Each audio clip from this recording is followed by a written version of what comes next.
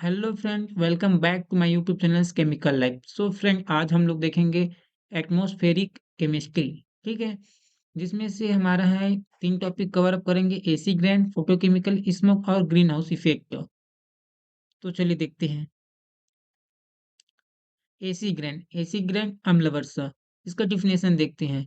AC grain refer to precipitation containing strong acid formed from atmospheric sulfur dioxide and nitrogen oxide।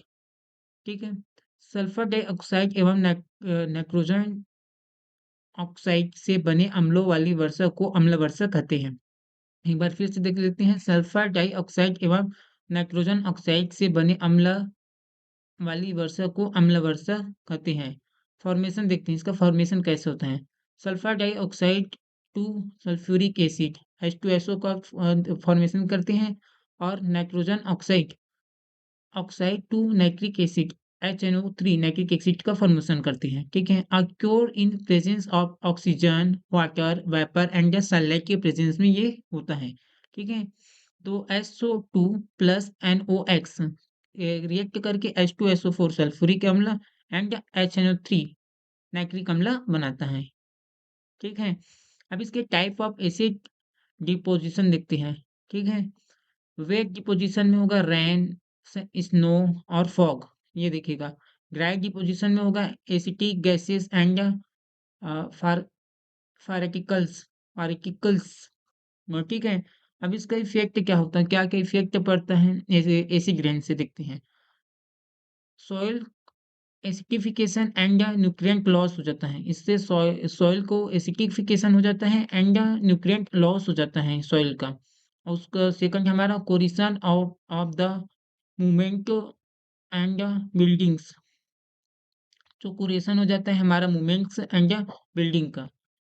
अब दूसरा देखते हैं, damage to aquatic life, damage हो जाता है aquatic life. Forest and crop damage, forest भी और crop damage हो जाता है। मिट्टी में स्मारक, हाँ, मिट्टी, स्मारक, जलीय जीवन को हानि पहुंचाता है एसिड रेन। अब इम्पोर्टेंट पॉइंट्स देखते हैं, इसका महत्वपूर्ण बिंदु क्या क्या है। पीएच ऑफ नॉर्मल रेन का पीएच मान कितना होता है, 5.6 होता है। ठीक है, acetic rain pH can be 4 और लेस, 4 से भी लेस होता है, जिसे हम लोग एसिटिक रेन कहते हैं। और थर्ड है हमारा तारपीजिम zone is the affected area in India. ठीक है, अब कंट्रोल एंड प्रिजर्वेशन देखते हैं, कंट्रोल है और प्रिजर्वेशन है इसमें। ठीक है, reduce of sulphur dioxide and nitrogen oxide emission, sulphur dioxide और नाइट्रोजन ऑक्साइड को एमिशन को कम करना है।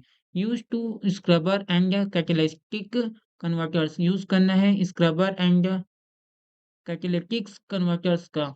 ठीक है, use to low sulphur fuels, use करना है हमें लो सल्फर फ्यूल्स को यूज करना है। ठीक है, अब एटमॉस्फेरिक केमिस्ट्री में हमारा पहला है एसी ग्रेन। एसी ग्रेन का फॉर्मेशन कैसा होता है ये देख लीजिए। थोड़ा सा फैक्ट्री से निकलता है sulphur dioxide plus nitrogen oxide, जो H2SO4 का निर्माण करता है और NH3 का निर्माण करते हैं। ठीक है, उसके बाद फिर ये स्मोक फॉग और जो बादल का क्रिएट करते हैं वेदर के रूप में आ जाता है, जिससे कि ये रेन होता है। तो इसीलिए इसे कहते हैं एसिड रेन।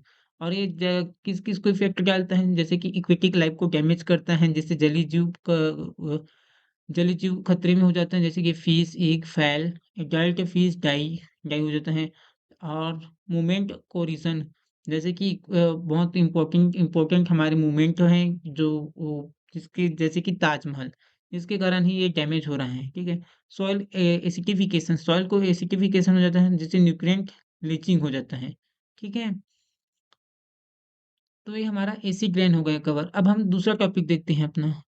ठीक है, फोटोकेमिकल स्मोक। फोटोकेमिकल स्मोक क्या है, डिफिनेशन देखते हैं इसका। Photochemical smoke is a type of air pollution formed by chemical reaction between nitrogen oxide and volatile organic compounds in the presence of sunlight। ठीक है, nitrogen oxide एवं volatile organic compound की सूर्य से के प्रकाश में होने वाली रासायनिक अभिक्रियाओं से बनने वाले स्मोक को फोटोकेमिकल स्मोक कहते हैं। एक बार फिर से देख लेते हैं। नाइट्रस ऑक्साइड, एक बार फिर से देख लेते हैं। नाइट्रोजन ऑक्साइड एवं वोलेटाइल ऑर्गेनिक कंपाउंड की सूर्य के प्रकाश में होने वाली रासायनिक अभिक्रियाओं से बनने वाले स्मॉग को फोटोकेमिकल स्मॉग कहते हैं। ठीक है। कंडीशन फॉर फॉर्मेशन, कंडीशन देखते हैं इसका कैसे फॉर्मेशन होता है, किस कंडीशन के कारण ये फॉर्मेशन होता है फोटोकेमिकल स्मॉग। अब पहला है जिस इसमें है, पहला पॉइंट में लिखा है प्रेजेंस ऑफ स्ट्रॉन्ग सनलाइट के कारण होता है। High concentration of nitrogen oxide के कारण होता है। Availability of the volatile organic compound के कारण होता है। स्टैंडर्ड एयर कंडीशन के कारण, सूर्य की प्रकाश से, नाइट्रोजन ऑक्साइड से, वीओसीएस से एवं स्थिर वायु के कारण होता है। ठीक है। अब फॉर्मेशन मैकेनिज्म, इसका फॉर्मेशन मैकेनिज्म के रूप में देखेंगे हम लोग। ठीक है। तो नाइट्रस ऑक्साइड प्लस सनलाइट, जैसे कि नाइट्रस ऑक्साइड अलग हो जाता है और ऑक्सीजन अलग हो जाता है। ऑक्सीजन और प्लस ऑक्सीजन ऑक्साइड ये ओजोन बना लेता है। और वीओसीएस रिएक्टर फॉर्मेशन सेकेंडरी पोल्यूटेंट्स के साथ करते हैं, द्वितीय प्रदूषक का निर्माण करते हैं। अब मेजर कंपोनेंट देखते हैं इसमें क्या क्या है, मेजर है। ठीक है। ओजोन है, पेरोक्सी एसिटाइल नाइट्रेट जिसे पीएएन बोलते हैं, एल्डिहाइड, मुख्य घटक है पीएएन एवं ओजोन। ठीक है। अब इफेक्ट देखते हैं क्या क्या इफेक्ट डालता है, जैसे कि आई इरिटेशन होता है एंड ब्रीथिंग में डिफिकल्टी होता है। लंग डैमेज होता है, रेड्यूस विजिबिलिटी, रेड्यूस विजिबिलिटी होता है। Damage to crop and vegetation, आँख में जलन होती है, फेफड़ों को नुकसान पहुँचाता है। अब इम्पोर्टेंट पॉइंट क्या है इसमें से देखते हैं। Common in urban and industrial area, ये कॉमन है कि अर्बन और इंडस्ट्रीज एरिया में बहुत कॉमन है ये चीज़। अक्योर्स मैनुअली इन समर सीजन में ये सबसे कॉमन अक्योर्स किया जाता है। ठीक है। और PAN, peroxy acetyl is responsible for eye irritation, ये है पीएएन है आई इरिटेशन का के लिए रिस्पॉन्सिबल है। ठीक है। अब कंट्रोल एंड मेजर देखते हैं, नियंत्रण देखते हैं। Control of vehicle emissions, reduce of nitrous oxide and volatile organic compound, use of the catalytic converters. ठीक है। अब इसका डायग्राम को समझ लेते हैं। एटमॉस्फेरिक केमिस्ट्री का 6.2 हमारा फोटोकेमिकल स्मॉग। ये कैसे क्रिएट होता है, जैसे कि ये फैक्ट्री से निकलने वाला नाइट्रस ऑक्साइड है और बाइक से व्हीकल से निकलने वाले हैं, कार से हैं, ये सब निकलने वाले हैं, ये सनलाइट के प्रेजेंस में होता है और कॉम्प्लेक्स रिएक्शन करते हैं। और ये पीएन, ये पॉक्सी एसिटाइल नाइट्रेट, ये इनके कारण ही, पीएन के ही कारण इसको बहुत इंपॉर्टेंट है ये पोल्यूटेंट्स। ठीक है। मेजर कंपोनेंट इसमें क्या इफेक्ट क्या आता है, रेस्पिरेटरी इश्यूज होता है, प्लांट को डैमेज होगा और रिड्यूस टू विजिबिलिटी, देखने की क्षमता में। ठीक है। अब हमारा थर्ड है ग्रीन हाउस इफेक्ट देखेंगे। ग्रीन हाउस इफेक्ट डेफिनेशन क्या है हमारा, green house effect is a natural phenomena in which certain gases trap heat in the earth's atmosphere lending at increasing in global temperatures. ग्रीन हाउस प्रभाव वह प्रक्रिया है जिससे कुछ गैस पृथ्वी की ऊष्मा को वायुमंडल में फंसा लेती हैं, जिसे हम लोग ग्रीन हाउस इफेक्ट कहते हैं। एक बार फिर से देख ले, ग्रीन हाउस प्रभाव वह प्रक्रिया है जिससे कुछ गैस पृथ्वी की ऊष्मा को वायुमंडल में फंसा लेती हैं, जिसे हम लोग ग्रीन हाउस इफेक्ट कहते हैं। ग्रीन हाउस गैसेस, गैसेस क्या हैं, जैसे कि कार्बन डाइऑक्साइड है, मीथेन है, नाइट्रस ऑक्साइड है और वाटर वेपर है। मुख्य ग्रीन हाउस गैसें यही हैं। ठीक है। इसका मैकेनिज्म देख लेते हैं। Solar radiation reaches earth, earth emitted infrared radiation, green house gases absorb and re radiated heated और trapping to heat increasing atmospheric temperature, trapping कर देता है, हीट को इंक्रीज कर देता है एटमॉस्फेरिक टेम्परेचर के साथ। तो ऊष्मा का अवशोषण एवं पुनर्विकिरण के कारण ये ग्रीन हाउस इफेक्ट दिखता है। अब इसका इफेक्ट क्या-क्या इफेक्ट होता है ग्रीन हाउस का? इंक्रीज इन अर्थ's एवरेज टेम्परेचर से इंक्रीज कर देते हैं अर्थ को। और क्लाइमेट इम्बैलेंस, हमारा जो वेदर होता है वो इम्बैलेंस हो जाता है। ठीक है। Melting of the glaciers, glaciers हैं वो पिघलने लगा है अभी। और सी लेवल राइज, जो समुद्री के जो लेवल है वो अभी बढ़ रहा है पृथ्वी, ये सब ग्रीन हाउस इफेक्ट के कारण है। ठीक है। और पृथ्वी के तापमान में वृद्धि थी। अब इम्पोर्टेंट पॉइंट क्या है इसमें का देख लेते हैं। Natural process but enhanced by humans activities. Natural process है but enhance by human activities कर रहे हैं। Excess green houses gas lead to global warming हो रहा है।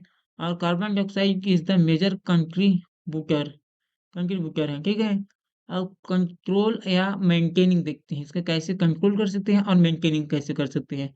रिड्यूस इन फॉसिल हाँ फॉसिल फ्यूल्स यूज, रिड्यूस करना है हमें फॉसिल फ्यूल यूज को। और सेकंड हमारा अफ्रेक्शन अफ्रेक्शन करना है। Use to the renewable energy करना है। और एनर्जी इफिशियंसी देखना है। इसका डायग्राम देख लेते हैं हम लोग। ग्रीन हाउस इफेक्ट कैसे होता है। ग्रीन हाउस गैसेस में होता है कार्बन डाइऑक्साइड, मीथेन, इथेन और नाइट्रस ऑक्साइड होता है, नाइट्रोजन डाइऑक्साइड होगा। इफेक्टेड क्या होगा हमारा, अर्थ के टेम्परेचर को इंक्रीज कर देते हैं।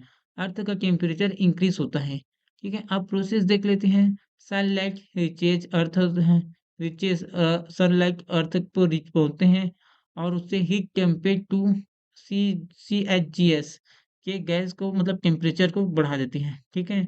और ये देखिए कार्बन डाइऑक्साइड को एक डायग्राम के पे दिखाया गया है, ठीक है। अब टेम्परेचर राइसेस होता है, टेम्परेचर बढ़ते हैं। सो फ्रेंड जैसे कि हम लोगों ने देखा एटमॉस्फेरिक केमिस्ट्री, ये एसी ग्रेन फोटोकेमिकल स्मोक और ग्रीन हाउस इफेक्ट, ये तीनों ही टॉपिक ये वायुमंडलीय प्रदूषण में है जो मेन है। जैसे कि एसी ग्रेन फोटोकेमिकल स्मोक, एक ग्रीन हाउस इफेक्ट, ये तीनों है। और एग्जाम के पर्सपेक्टिव से आपको ये सिर्फ शॉर्ट पॉइंट में ही पूछे जाएंगे। ये करीबन आपको 5 से 10 मार्क के बीच में ही मिलेंगे। और जो मैं आपको वीडियो प्रोवाइड कर रहा हूँ ये मोर देन इनफ है फॉर एग्जाम पर्सपेक्टिव से, ठीक है। सो फ्रेंड आप लोग एक बार फिर से देख लीजिए और इसको स्क्रीनशॉट ले लीजिए और नोट बनाने में आपका काम आएगा, ठीक है।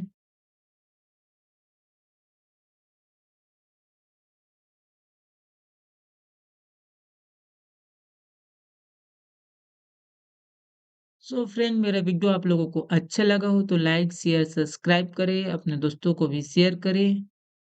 सो मिलते हैं फ्रेंड न्यू वीडियो में न्यू टॉपिक के साथ। Thank for watching my video.